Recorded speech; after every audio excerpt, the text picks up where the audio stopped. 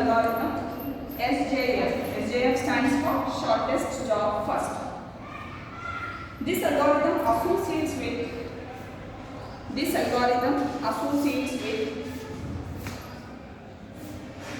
each process,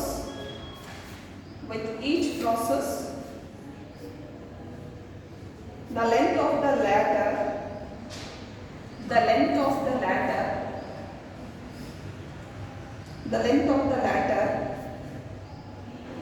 next CPU burst,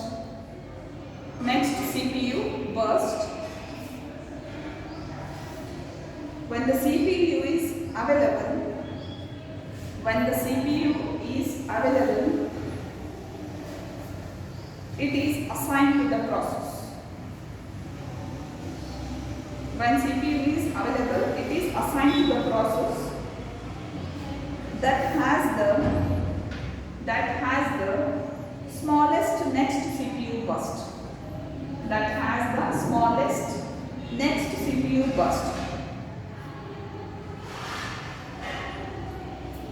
If two processes have the same length, continue. If two processes have the same length,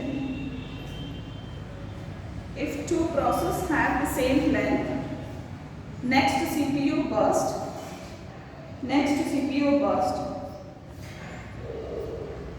then FCFS scheduling is used. Then next FCFS in bracket take down first come first served is used to break the tie.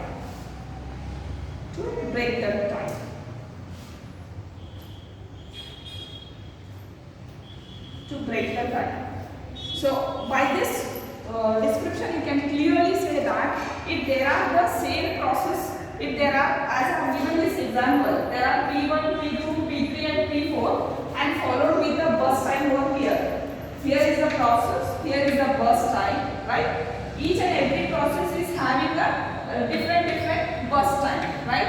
According to this shortest job first, so which process is having less amount of time will given a first chance for execution. It means that P4 is having less amount of time, therefore it is given a first chance for execution. And after that, next less time after this means it is going to execute P2, then P1, then lastly the P3. Fine. So this is how a shortest job scheduling is being done. For example, if this is a case, it is clearly indicating which is smallest that is given. If the same two processes having the same burst time, at that time what we do it? Even P2 is having 1 milliseconds of time and even P4 is having 1 milliseconds of time. At that time there is a time, there is a same burst time. At that time what we are going to do? We are going to follow the FIFO algorithm. Why?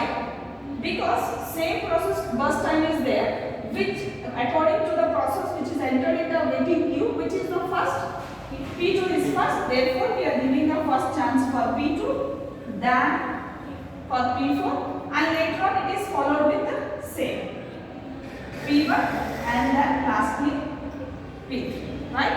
And this is the same thing, and we have prepared a Gantt chart, turnaround time of all the process, then average turnaround time, we got this answer, then waiting time for all the process, then average waiting time. Okay, positive.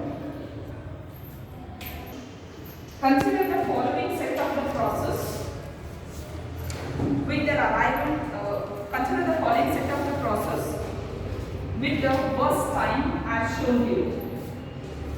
With the burst time of the process, as shown below.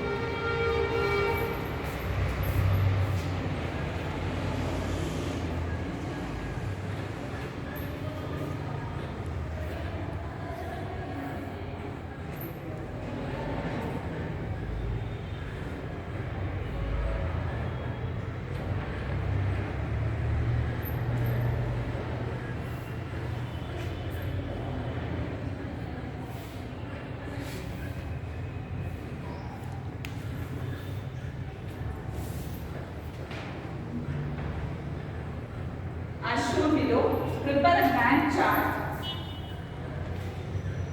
Prepare a Gantt chart.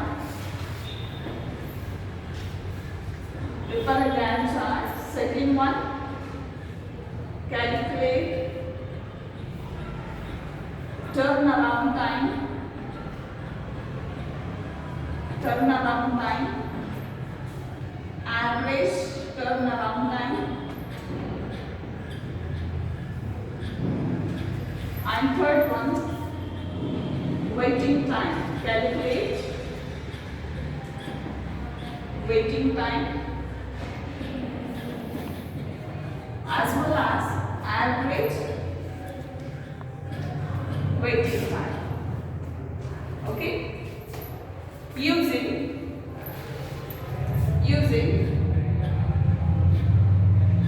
SJF, that is shortest job first. Non-primitive, using SJF non-primitive scheduling algorithm.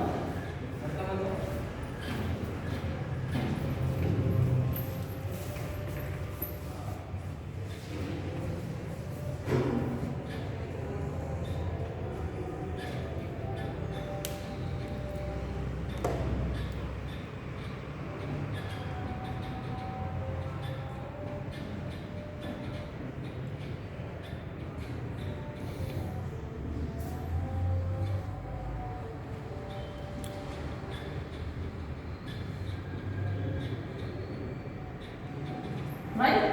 So it will be followed with the solution now. Listen here everyone. So first, according to my question, we are supposed to prepare a Gantt chart, right? According to an SJF. So now here the process is given and the burst time is given, right?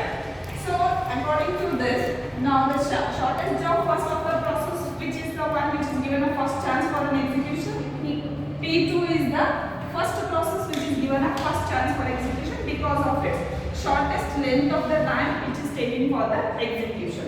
Therefore, first chance is given for an execution. After that, next which process is given a shortest time? P3. Next, P3 will be given a second chance for execution. After that, P1 is been given. Right? This is the third. In a similar way, we are supposed to prepare a Gantt chart.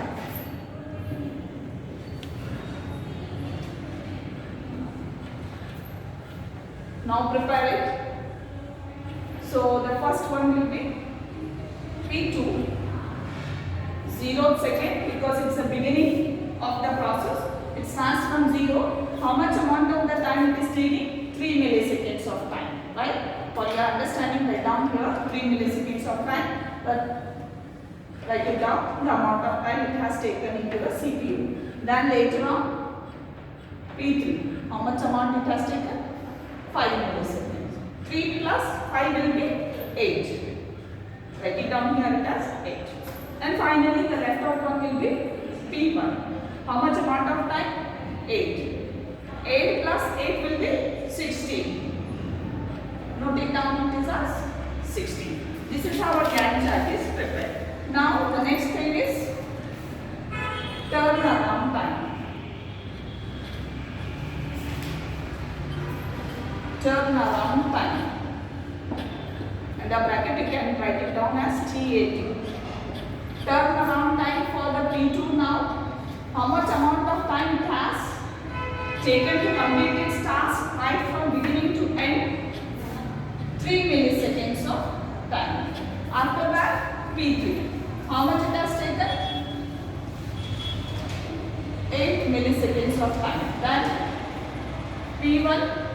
How much it has taken to complete the task right from beginning to end? 16 milliseconds.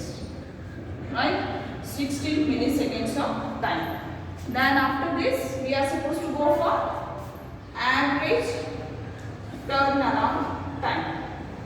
How we are going to calculate? Sum of this divided by its total number.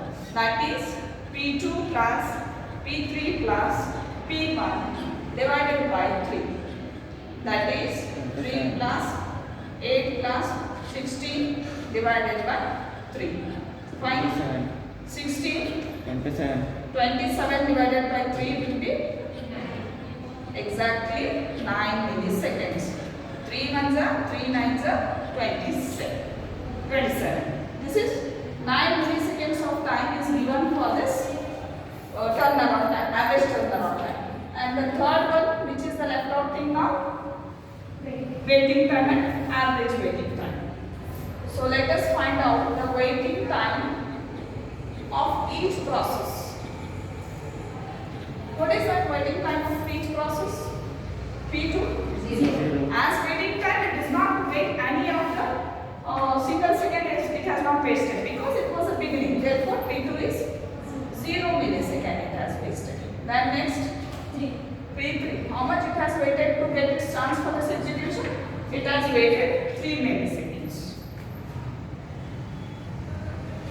Then how much? P1? 8 milliseconds. Fine. After this, what we are supposed to go? Average waiting time. Similarly, how we are going to do? P2 plus P3 plus P1 divided by 3. That is 0 plus 3 plus 8 divided by 3. How much? 11 by 3 3s are 9. 3.3 milliseconds. So this is how the waiting time, right?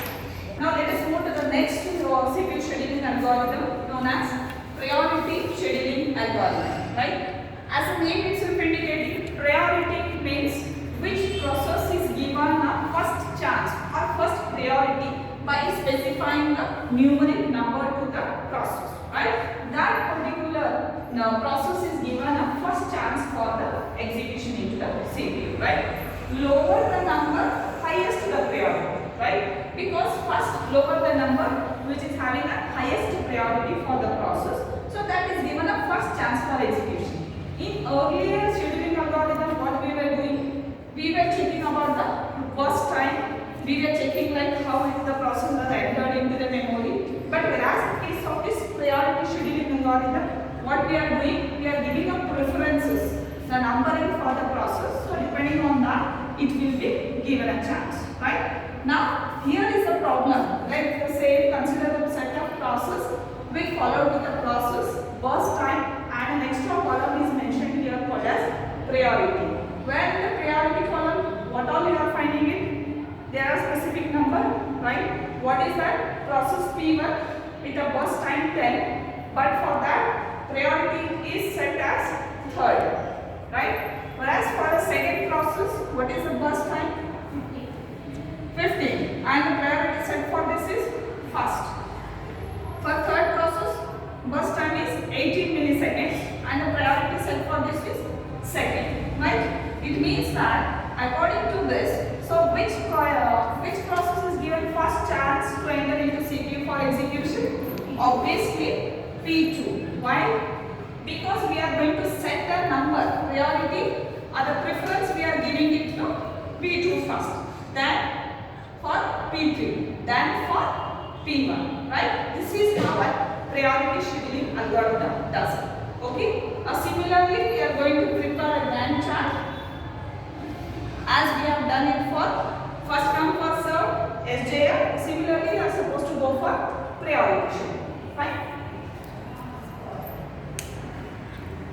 Gantt chart, prepare it, turnaround time and waiting time, average turnaround time and average waiting time.